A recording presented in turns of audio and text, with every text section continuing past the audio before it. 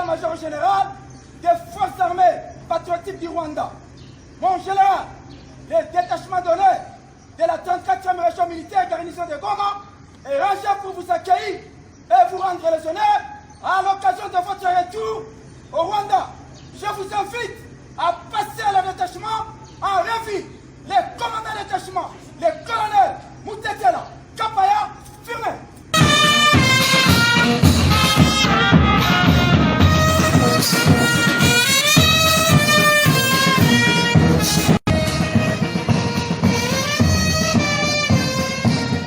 Certificat d'enregistrement, un faux certificat d'enregistrement. Banyamulenge, Bazaba Congolais, de par le sang. En fait, l'interprétation, il y a Congolais d'origine. Je parle en tant que juriste. L'esprit de la loi, l'interprétation de dire que Congolais d'origine. En fait, la loi suppose le droit de terre, le droit de sol. En fait, Banyamulenge, Bazaba Rwandais, Bakima konyokwama baza konyokwama na ba mwami côté kunande ba yaka ba trouver une place na plateau ya Mulenge. C'est un plateau extraordinaire, c'est l'endroit le plus riche en minerais, c'est l'endroit le plus riche en tout. Tobaya ba vanda wana. Alors ils ont tenté d'abord de s'approprier la terre par la guerre et simbité toké na Sam City. Constitution na biso eza constitution moko mabe. Parce que na kati nango eza ba piège ebele. Alors ce que baké osalango par des moyens de droit en se basant sur ma commune rurale. En fait, je pense que pour dire vrai, excès des zèles ya Moïse Nyarugabo na Azaras Ruberwa et bebiseli Banyamulenge makambu nyonso. Maintenant c'est fini. Maintenant c'est fini. Boye bosu dok. Po bosu ne dok. Ba Rwandais bosu dok na Congo. Wana zaki na ngoka dok. Nenge mutu Congolais pas qui n'a reçu doc na France, Congolais a doc na Canada, Congolais a doc na Amérique. Congolais a doc na Amérique a commis américain, Congolais a doc na Canada a commis canadien, Congolais a doc na Belgique a commis belge, Congolais a doc na France a commis français, a doc na Angleterre a commis anglais, mais jamais Congolais a commis anglais qui nous déclaré ma belle à Londres. To Congolais a commis Canada, le bien au côté Montréal a commis à Bango. Pour Montréal, tout ça est belé. Vous savez qu'il y a même un quartier dans Montréal comme dans Mouchima et Kananga. Parce que l'oubo qui m'a persécution à Jekamine. Il y a Katanga Tango Kyungo Kumwanza qui s'est converti et je salue Baba en passant.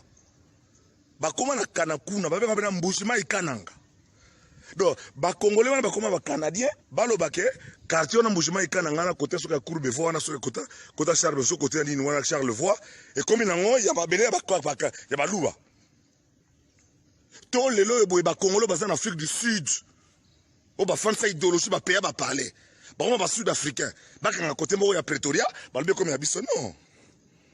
Je pense que c'est des ailes vraiment à Rouberwa.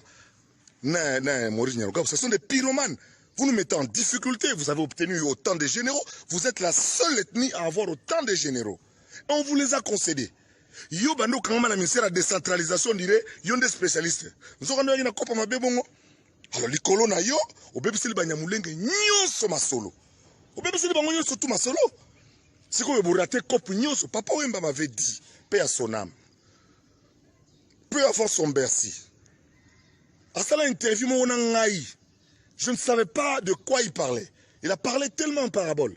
Malobaka ke siko ma belango susu bozwango te. J'ai compris de qui il parlait. J'ai compris pourquoi il disait ça. Donc Azaras Ruberwa, na Moïse Nyarugabo sont des pyromanes. Parce que Tranenge va tellement s'élever des boucliers, tout le monde s'est intéressé. Et l'historien Zachary Baba se le dit. Tous les historiens sont unanimes que les tribus qui occupent la montagne de Mulenge, ils n'existent pas dans la tradition de... Parce que les tribus qui sont aujourd'hui sur la montagne de Mulenge sont là depuis le 14e siècle. Eux sont arrivés ici au 19e siècle, fouillant les guerres et les massacres. Et grâce à Bisengimana, un autre Rwandais qui était à la présidence, nous avons obtenu en disant, en 1971, en disant que toutes les tribus qui se sont trouvées au Congo après 1960 sont des Congolais. Donc, Pesabino Dok, topesa mabele te bokolobisana bababa Moïse Nyarugabo na Ruberwa bobebiseli banyamulenge bakopi tout poto bozwa su elo suti ozo comprendre sikoyo bokozwa esu elo te tokobotela oyo tozobotola oyo bozwaki bokotikala ba réfugié rwandais réfugié burundais et puis lokola Kagame abongisi makambo kuna président de Burundi pa bongisa makambo bokolimbisa ngai bokozwa bakabin bokokatisa mai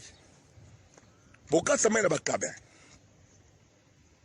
ezalaka te bomoni au Kosovo na yo ambassadeur des États-Unis oyo olinga rappeler histoire mboka na yo hein? Aujourd'hui tous les peuples se sont éveillés. Je vous parle du Congo central, la terre de Simon Kimbangu. Aujourd'hui les Congolais sont très éveillés. Tant bokataka ba Lesotho bosalaka boy bato balalaka. Lelo c'est impossible, vous allez marcher sur nous, vous marcherez sur nos cadavres.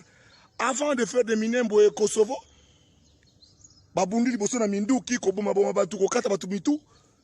Et simbite toki na dialogue ya Sun City pour la paix, to conseiller on vous a tout donné. Comment yoko za la Congolais mais na buka vous en anda côté. Deo Rugwiza paix à son âme. 15 ans d'esprit déjà ya ofida ananda côté, ozomona normal. Ananda kuna Giseni ndako ya Goma moko basala ya par hasard Ruberwa ananda kuna Bukavu te ananda kuna Kini te bandako leta sikoyo hein likolo excès des ailes dans bino les banyamulonge n'auront plus rien et nous allons prendre ce qu'on leur a donné. Vous êtes sérieux te